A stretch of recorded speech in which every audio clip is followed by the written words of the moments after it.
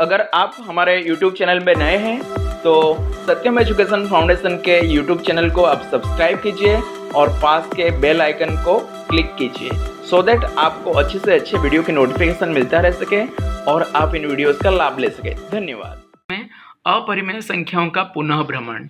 अपरिमेय संख्या क्या होते हैं? जैसे कि मैंने बताया था, अविभाज्य संख्या जैसे 2, 3, 5, 7, इनके ऊपर अगर आप स्क्वायर रूट लगा दें, ठीक है, स्क्वायर रूट लगाने के बाद जो होता है उनको दशमलव स्वरूप में अगर प्रस्तुत करें तो वे क्या होते हैं,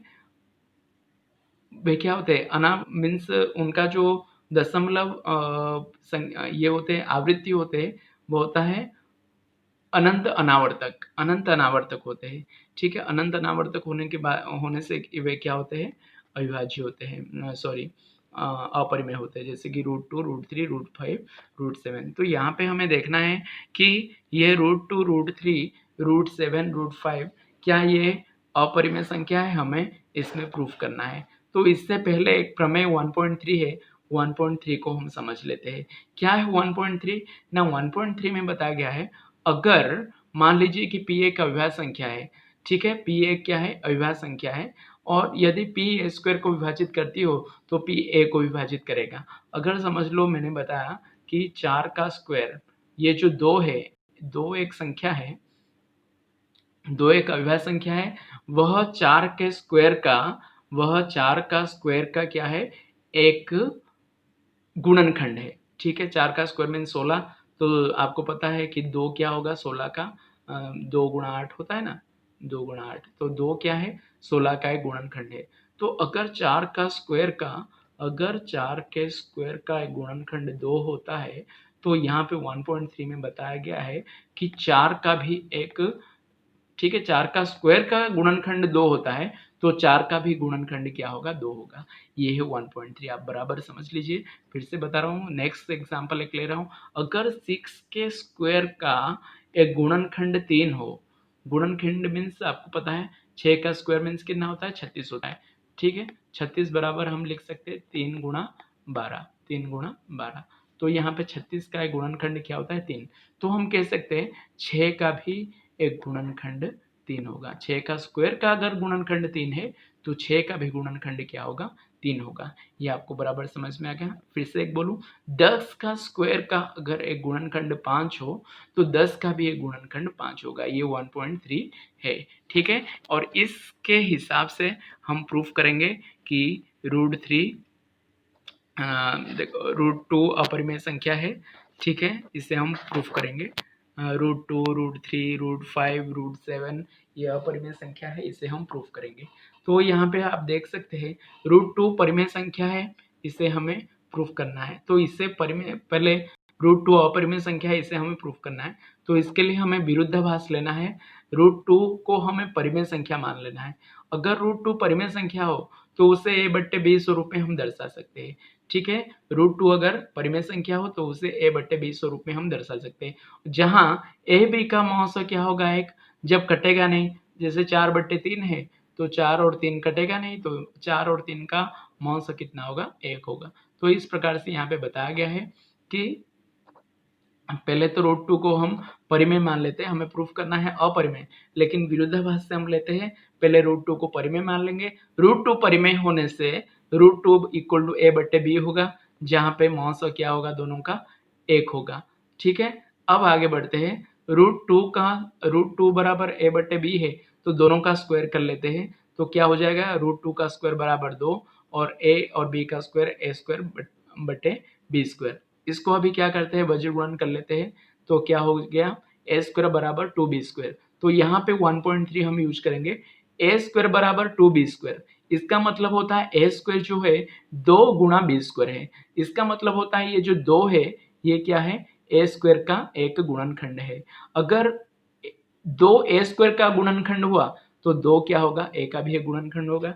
1.3 भी हमने बताया था, a² का अगर 2 एक गुणनखंड है तो a का भी 2 एक क्या होगा, गुणनखंड होगा। ठीक है, गुणनखंड को इस प्रकार से दर्शाया गया है। यहाँ से आप फिर से समझ लीजिए कि जब वज्र गुणन हुआ बज्र गुणन के बाद क्या हुआ, ए स्क्वायर बराबर 2b स्क्वायर। इसका मतलब होता है ए स्क्वायर जो संख्या है ये 2 गुणा और कोई संख्या b स्क्वायर है, ठीक है। तो 2 गुणा है, इसका मतलब 2 गुणा होने से हम ये लिख सकते हैं ये जो 2 गुणा है ये क्या है, ए स्क्वायर का गुणनखंड है, ठीक है। तो ए स्क्वायर का अगर एक गुणनखंड 2 हो तो ए का भी एक गुणनखंड क्या होगा, 2 होगा। तो ये हमारा पार्ट 1 कंप्लीट। अब हम चलते हैं, ये जो ए है, ए क्या है, यहां से देखो ये जो ए है ये क्या है, इसका गुणनखंड 2 है। तो ए जो है ये 2 और कोई संख्या हो सकता है, जैसे कि मैं बताऊं 6 का गुणनखंड 2 है। तो 6 कैसे आएगा ना, 2 होगा और कोई एक संख्या होगा, तो मान लो वो सी है, ठीक है। यहाँ पे हमने मान लिया ये जो ए बराबर क्या है, 2 है, 2 इसका गुणनखंड है, और जो बाकी संख्या है सपोज वो सी है। तो यहाँ पे हम फिर से सेकेंड फेज चालू कर रहे हैं, ए स्क्वायर बराबर 2c स्क्वायर, ए स्क्वायर बराबर 2c square means 4c square.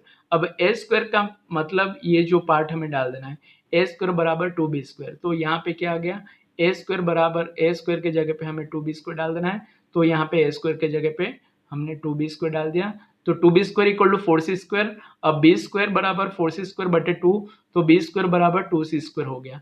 तो यहाँ से क्या पता चल रहा है, ये जो b स्क्वायर है ये 2 गुणा c स्क्वायर है। मतलब ये जो बी स्क्वायर है ये 2 और सी गुणा सी स्क्वायर है। इसका मतलब हुआ कि ये जो बी स्क्वायर है इसका एक गुणनखंड 2 है। अगर बी स्क्वायर का एक गुणनखंड 2 है तो बी का भी एक गुणनखंड 2 है, ठीक है। तो यहाँ पे कुल मिला के हमें पता चल रहा है कि ए का एक गुणनखंड 2 है और बी का भी एक गुणनखंड 2 है। तो अगर ए का एक गुणनखंड 2 है और बी का भी गुणनखंड 2 है तो ए और बी दोनों का मौसा क्या होगा, 2 होगा। लेकिन विरोधाभास हमने क्या लिया है, यहाँ पे पहले से हमने मान लिया है कि दोनों का मौसा 1 है, लेकिन यहाँ पे हमने जब किया तो हमें क्या आ रहा है, दोनों का मौसा कितना आ रहा है, 2 आ रहा है। तो जो संभव है, इसीलिए √2 एक अपरिमेय संख्या है। इस प्रकार से √2 के बाद हम ले सकते हैं, ठीक है। ये आप देख लो कि कोई भी परिमेय संख्या और अपरिमेय संख्या को जोड़ो तो क्या आएगा, अपरिमेय संख्या। जैसे 5√3 तो 5√3 क्या है, अपरिमेय संख्या है। परिमेय संख्या माइनस अपरिमेय संख्या तो भी अपरिमेय संख्या, परिमेय संख्या गुणा अपरिमेय संख्या तो भी क्या, अपरिमेय संख्या, और परिमेय संख्या गुणा अपरिमेय डिवाइड या तो भाग अपरिमेय संख्या तो भी क्या, अपरिमेय संख्या, ठीक है। इससे आपको याद रखना है। तो यहाँ पे सिद्ध कीजिए √3 अपरिमेय संख्या है, तो सेम ही होगा। √3 को पहले हम परिमेय मान लेते हैं, √3 इक्वल टू परिमेय होने से a बट्टे b होगा, और a और b का मौसा क्या होगा, 1 होगा। तो यहाँ से करना चालू करते हैं, √3 का स्क्वायर a बट्टे b का स्क्वायर, ठीक है। इसको पूरा स्क्वायर कर लेते हैं, तो क्या हुआ 3a square b square, a square बराबर 3b स्क्वायर, a स्क्वायर बराबर 3b स्क्वायर। इसका मतलब होता है a स्क्वायर जो होता है 3 गुणा कोई संख्या b स्क्वायर। तो a स्क्वायर क्या हो, ये जो 3 है ये क्या हुआ, ए स्क्वायर का एक गुणनखंड है। अगर 3a स्क्वायर का गुणनखंड है तो 3a का भी एक गुणनखंड होगा, ठीक है। ये पार्ट 1 कंप्लीट। अब चलते हैं, जो a है वह क्या है, 3 का a बराबर 3 भी है और भी कुछ संख्या हो सकता है, ठीक है। जैसे मैंने बताया 6 है तो एक उसका गुणनखंड 3 है, तो और कुछ तो इसके साथ होगा ना, खाली 3 तो नहीं हो सकता। 6 बराबर 3 है और कुछ है, तो और कुछ को हम c मान लेते हैं, और कुछ को हम क्या मान लेते हैं, c मान लेते हैं। तो दोनों का उसके बाद फिर से स्क्वायर करते हैं, तो a स्क्वायर बराबर 3c स्क्वायर, a स्क्वायर बराबर 9c स्क्वायर। अब a स्क्वायर बराबर 3b स्क्वायर यहाँ पे हम डाल देते हैं, ठीक है। यहाँ पे डाल देने पर a स्क्वायर बराबर 3b स्क्वायर 9c स्क्वायर होता है, उसके बाद कट जाता है, तो b स्क्वायर बराबर 3c स्क्वायर। इसका मतलब क्या हुआ ना, b स्क्वायर बराबर 3c स्क्वायर, इसका मतलब बराबर समझिए, इसका मतलब होता है b स्क्वायर जो होता है वह 3 गुणा c स्क्वायर और कुछ होता है। तो ये जो b स्क्वायर है, यहाँ से पता चल रहा है कि 3 जो है b स्क्वायर का एक गुणनखंड है। तो यहाँ पे अगर 3 b स्क्वायर का गुणनखंड है तो 3 b का भी गुणनखंड होगा 1.3 प्रमेय के अनुसार। तो यहाँ पे पता चल रहा है, यहाँ पे हमने लिया था दोनों का मौसा a और b का 1, लेकिन यहाँ पे हमें पता चल रहा है 3 का a का गुणनखंड 3 है और b का भी गुणनखंड 3 है। तो यहाँ से हमें क्या पता चल रहा कि a और b का जो मौसा है 3 है, लेकिन जो असंभव होगा क्योंकि हमने माना था 1। तो यहाँ पे विरुद्धाभास होने से √3 क्या होगा, अपरिमेय संख्या होगा। यहाँ पे देखिए अब खाली √5 या √3 नहीं है, 5 माइनस √3 दिया है। तो इसको हम कैसे करेंगे ना, 5 माइनस √3 को हम क्या मान लेंगे, परिमेय संख्या। जैसे विरोधाभास से करेंगे 5 माइनस रूट 3 हमें पता है कि जो अपरिमेय संख्या होता है वो किसी के साथ प्लस में आए, गुणा में आए, भाग में आए या तो जोड़ में आए, वो क्या होता है, अपरिमेय होता है। हमें पता है 5 माइनस रूट 3 अपरिमेय है, फिर भी हमें प्रूफ कैसे करना है ये देखना है। तो 5 माइनस रूट 3 परिमेय संख्या मान लेते हैं, अगर परिमेय है वो तो उसे a बट्टे बी के स्वरूप में दिखा सकते हैं, ठीक है। a बट्टे बी के स्वरूप में आने से अब हमें क्या करना है, आपको देखना है कि रूट 3 को अलग कर देना है, ठीक है। तो रूट 3 को अलग करने के लिए हमें 5 को इस साइड ले लेना पड़ेगा, a बट्टे बी में माइनस हो जाएगा, ठीक है। तो रूट 3 को एक साइड रख लेना है, तो रूट 3 बराबर 5 माइनस ए अपन बी। तो यहाँ पे हमें क्या करना है कि ए बी जो है ये क्या है, परिमेय होने से ये जो पूरा पोर्शन है ये भी परिमेय होगा। लेकिन ये परिमेय कैसे हो सकता है, क्योंकि रूट 3 तो अपरिमेय है, ठीक है। ये हमें विरोधाभास से दिखाना है कि ये आपने परिमेय बोल दिया लेकिन रूट 3 क्या है, अपरिमेय है। ये हमने 1.4 में कंप्लीट करके रखा है। 1.4 जो है ये है कि अव्यय संख्याओं का अगर हम स्क्वायर रूट करने जाए तो वो क्या होगा, अपरिमेय संख्या। तो यहाँ पे इसीलिए हमें क्या करना है, इस प्रकार के गणित रूट 3 रूट 5 जो प्रूफ करना है उससे ये बहुत इजी होता है। इससे खाली हमें क्या कर देना है, एक साइड क्या करना है, रूट 3 रूट 5 इसको रख देना है, उसके बाद ये लाइन लिख देना है, ठीक है। लाइन क्या होता है कि भाई यहाँ पे ए बी जो था, यहाँ पे ए बी जो था और 5 जो था ये तो परिमेय संख्या है, ठीक है। तो ये भी परिमेय संख्या होना चाहिए था, लेकिन ये नहीं होगा परिमेय संख्या, क्योंकि ये रूट 3 अपरिमेय संख्या होने से 5 माइनस रूट 3 भी क्या होगा, अपरिमेय संख्या होगा। तो इस प्रकार से है। तो यहाँ पे देखो नेक्स्ट है 3 रूट 2, 3 गुणा रूट 2, 3 रूट 2 मीन्स 3 गुणा रूट 2, क्या ये अपरिमेय संख्या है। तो इसे जानने के लिए भी क्या करेंगे ना, 3 अपन रूट 2 को हम परिमेय संख्या ले लेंगे, क्या ले लेंगे, परिमेय संख्या, ठीक है। उसके बाद 3 अपन रूट 2 ए अपन बी, उसके बाद 3 को एक साइड रख देंगे, रूट 2 को एक साइड रख देंगे, ठीक है। अब क्या है कि ए अपन 3 अपन ए बट्टे 3 बी ये क्या होगा, परिमेय होना चाहिए, लेकिन रूट 2 क्या है, अपरिमेय है। तो क्या होगा, ये पूरा अपरिमेय हो गया, और अगर पूरा अपरिमेय हुआ तो क्या होगा, 3 रूट 2 भी 2 क्या होगा, अपरिमेय होगा। ये आप बराबर समझने की कोशिश कीजिए। एक साइड आपको क्या कर देना है, अपरिमेय संख्या रूट 2 हो, रूट 5 हो, ठीक है। किसी के साथ गुणा होके हो, किसी के साथ जोड़ होके हो, आपको रूट 2 रूट 3 रूट 5 इसको अलग कर देना है। उसके बाद ये 2 लाइन लिखना आवश्यक है। क्या आवश्यक है कि a अपन 3 भी जो होता है ये परिमेय है, लेकिन रूट 2 क्या है, ये अपरिमेय है। अगर रूट 2 अपरिमेय है तो 3 अपन रूट 2 भी क्या होगा, अपरिमेय होगा। तो इस प्रकार से हमें करना है, ठीक है। 1.3 प्रश्नावली में हम आते हैं। रूट 5 एक अपरिमेय संख्या है, तो आपको ये आराम से आ जाएगा, ये क्वेश्चन आप कर सकते हैं आराम से, ठीक है। उसके बाद 3 + 2 रूट 5, ये जैसे मैंने बताया था 3 + 2 रूट 5 हो तो उसको आपको पहले क्या करना है, रूट 5 को अलग साइड कर देना है। उसके बाद आपको ऐसे दिखा देना है कि a - 3b ये जो है परिमेय है, तो ये परिमेय हो तो ये भी परिमेय होना चाहिए, लेकिन रूट 5 क्या है, अपरिमेय, तो ये असंभव है। और ये असंभव हो तो ये जो है क्वेश्चन 3 + 2 रूट 5 ये क्या होगा, अपरिमेय होगा। तो ये बहुत इजी है, आपको देखना है, अगर नहीं आया तो कमेंट में आप पूछिए, मैं दूसरा वीडियो बना के इसमें आपको समझा दूंगा। लेकिन ये बहुत इजी है, आपको समझ में आ जाए। खाली ये जो 2 पॉइंट्स है, 2 लाइन से, यही इंपॉर्टेंट है। आपको ये इतने पोर्शन में पहुंच के आपको ये लिख देना है कि ये पार्ट परिमेय है, लेकिन इसके सामने जो पार्ट है ये तो अपरिमेय है। तो इसीलिए अगर ये अपरिमेय है तो ऊपर जो हमारे पार्ट आएगा ये भी क्या होगा, अपरिमेय होगा, ठीक है। आपको इतना दर्शाना है। तो सिद्ध कीजिए कि 1/√2 सेम ही है। 1/√2 में भी आपको रूट 2 को अलग कर देना है। 7√5 सेम ही है, ठीक है। 6 + √2 सेम ही है। अब चलते हैं 1.4 क्वेश्चन में, परिमेय संख्या और उनके दशमलव प्रसारों का पुनर्भ्रमण। ये क्या होता है, परिमेय संख्या क्या होता है, जिसके दशमलव विस्तरण या तो शांत हो या तो अनंत आवर्तक हो। शांत मीन्स जैसे कि 2.5 है तो ये शांत हो गया, और अनंत आवर्तक मीन्स 2.33333333, ये क्या होता है, अनंत आवर्तक। तो इसको स्टॉप करने के लिए हम 2.3 लिख के उसके ऊपर बार लिख देते हैं। तो जितने भी परिमेय संख्या होते हैं, जितने भी भिन्न संख्या होते हैं, जैसे 2/5, 3/7, 8/, तो इनका दशमलव विस्तरण आपको पता होगा, या तो शांत होंगे या तो अनंत आवर्तक होंगे, या तो शांत होंगे या तो अनंत आवर्तक होंगे। तो यहाँ पे हमें बताया गया है जितने भी परिमेय संख्या होते हैं उनके दशमलव विस्तरण या तो शांत होते हैं या तो अशांत आवर्त या तो अनंत आवर्तक होते हैं। ठीक है, इस पर से हमें 1.5 प्रमेय दिया गया है। अगर मान लीजिए कि x ऐसी एक परिमेय संख्या है जिसका दशमलव प्रसारण शांत हो, तो x इक्वल टू पी बट्टे क्यू होता है। पी बट्टे क्यू में दिखाते हैं ना परिमेय संख्या को, अंश बट्टे हर। तो जो क्यू होगा उसका गुणनखंड, उसका अविभाज्य गुणनखंड 2 अथवा 5 होंगे। ये है 1.5। फिर से समझा दे रहा हूँ, समझ लो। एक है 4 बट्टे 20 से 4 बट्टे 20 से, तो ये क्या होगा, इसका दशमलव विस्तरण में बोलता हूँ शांत होगा। क्यों?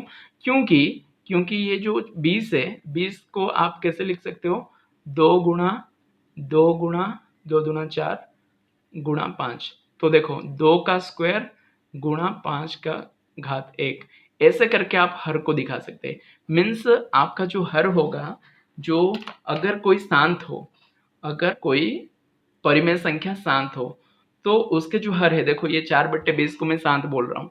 क्यों? क्योंकि इसकी जो हर है, ये हर को हम 2 और 5 के घात 2 और 5 के आधार के हिसाब से दिखा सकते हैं। बहुत ईजी है, समझ लीजिए।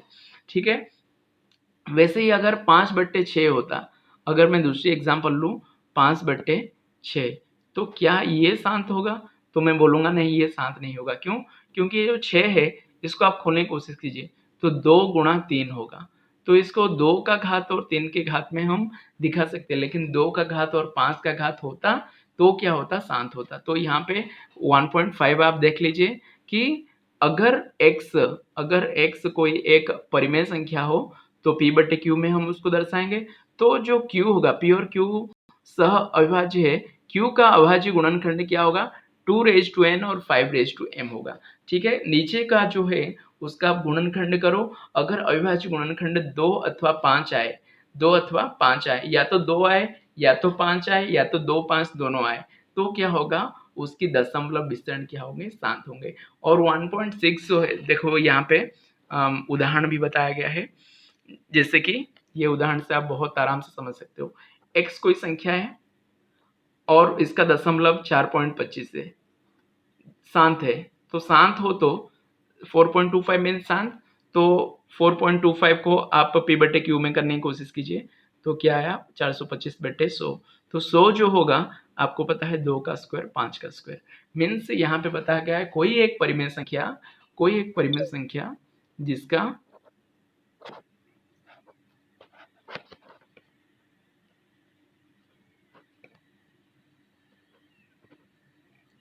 कोई एक परिमेय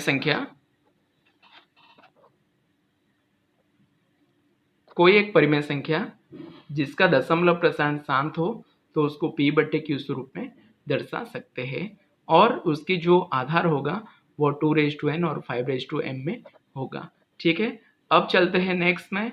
x बराबर 0375 है, तो इसको भी अगर हम करने जाए तो आधार आप देखिएगा 2 का घात 3 5 का घात 3 में हम दर्शा सकते हैं। 1.6 जो है ठीक इसका उल्टा है। उल्टा मीन्स क्या होगा ना, अगर कोई p बटे क्यू हो, कोई एक संख्या x बराबर p बटे क्यू हो, और अगर उसका q, उसका जो हर है वो 2n और 5m में होगा, तो क्या होगा, तो उसकी जो ये होता है दशमलव प्रसार, वो क्या होगा, शांत होगा। जैसे फॉर एग्जांपल कोई एक संख्या परिमेय संख्या है x, उसको अगर हम 25/100 है, सपोज p बटे क्यू है 25/100, और हमने q को देखा कि भाई 2n और 5m के स्वरूप में है, तो उसकी दशमलव विस्तरण क्या होगा, शांत होगा। तो आपको ये समझ में आ गया, अगर कोई एक संख्या का हर का अगर हम गुणनखंड करें, अविभाज्य गुणनखंड करें, अगर अविभाज्य गुणनखंड 2 और 5 आते हो, 2 आते हो 5 आते हो, या तो 2 5 दोनों आते हो, अविभाज्य गुणनखंड केवल 2 5 या 2 और 5, इसके अलावा और कुछ नहीं अविभाज्य गुणनखंड आते हो, तो उसकी दशमलव विस्तरण क्या होते हैं, शांत होते हैं। अगर किसी का शांत हो तो उसके जो आधा क्यू के मीन्स हर के जो गुणनखंड है, अविभाज्य गुणनखंड, वे 2 और 5 ही होंगे। ठीक है, इसके ऊपर डिपेंड है 1.7। मान लीजिए कि x बराबर p बटे q एक परिमेय संख्या इस प्रकार की है कि q का अभाज्य गुणनखंड 2n 5m है का नहीं है, तो ये क्या होगा, दशमलव प्रसार अशांत आवर्ती होगा। ठीक है, अगर नहीं है तो ये क्या होगा, अशांत आवर्ती होगा। अगर हर 2n 5m स्वरूप में है तो वो क्या होगा, शांत होगा। तो 1.5 1.6 1.5 का उल्टा 1.6 है, और 1.7 क्या बोल रहा है कि अगर हर 2n और 5m स्वरूप में नहीं है, अर्थात हर का अगर गुणनखंड 2 और 5 नहीं है तो वे क्या होंगे, वे अनंत आवर्ती होंगे या तो अशांत आवर्ती होंगे, अर्थात अपरिमेय संख्या होंगे। ठीक है, तो इस प्रकार से हमें 1.4 दिया गया है। 1.4 में आप देखिए कि बिना लंबी विभाजन प्रक्रिया के द्वारा बताया कि निम्नलिखित परिमेय संख्या दशमलव प्रसार शांत है कि अशांत है।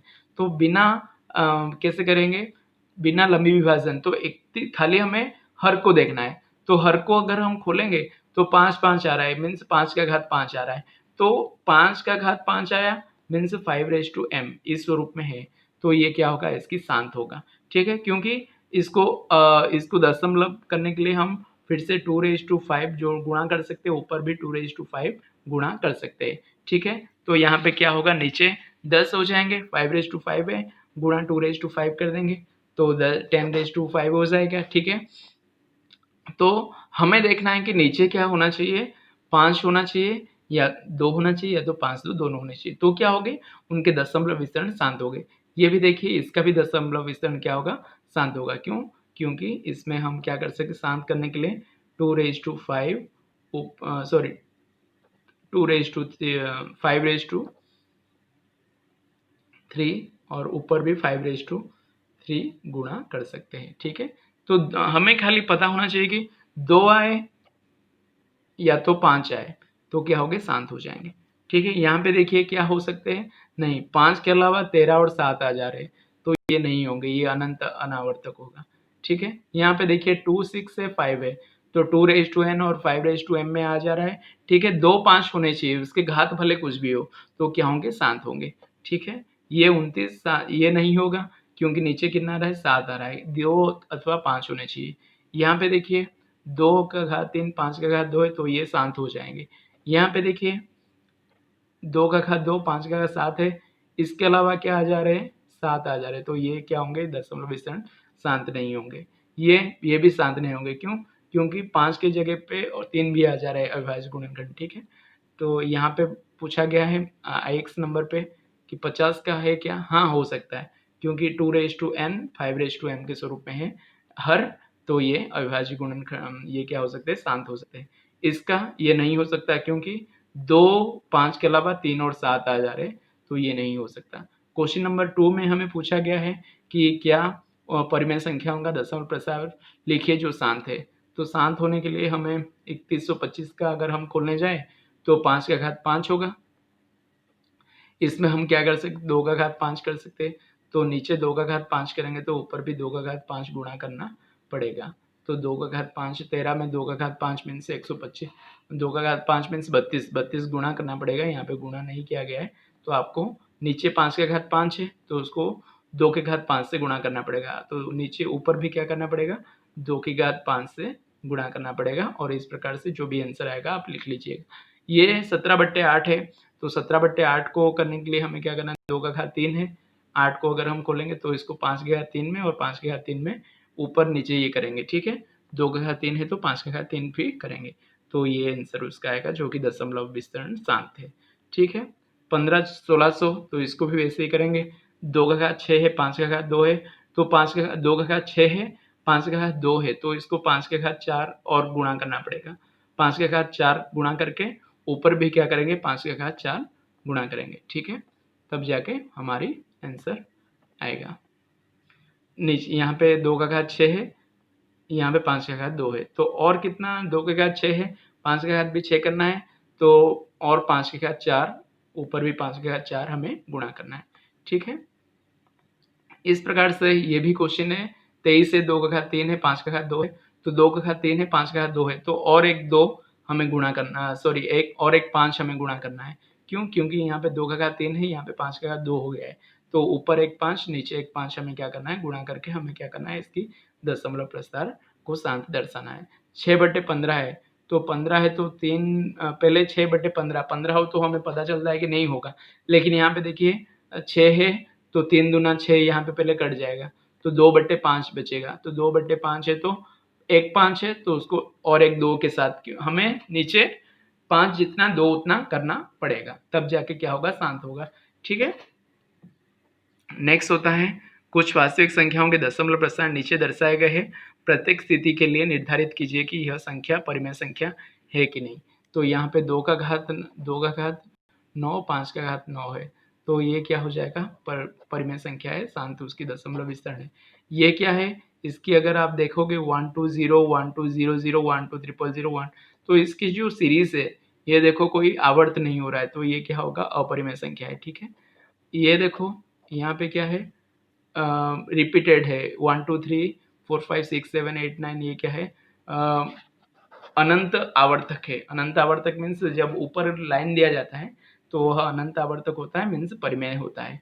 ठीक है।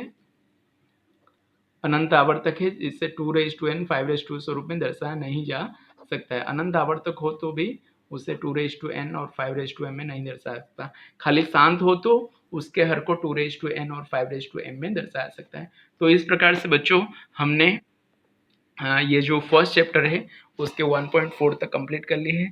जो भी आपको कुछ डाउट हो आप कमेंट सेक्शन में पूछ सकते हैं या तो मुझे मैसेज कर सकते हैं। ठीक है। All the best. इसके बाद आपकी टेस्ट सीरीज होगा और आप टेस्ट दीजिएगा। धन्यवाद। और आप इसको कमेंट करें, शेयर करें ज़्यादा से ज़्यादा, ताकि सारे बच्चों को ये पहुंच सके। ठीक है। संपूर्ण विधिवत ये बताया गया है और होप कि आपको अच्छे से ये समझ में आ जाएगा और वो जो परिमेय संख्या है 4 मार्क्स क्वेश्चन है आपको आराम से आ जाएंगे। ठीक है। Thank you very much.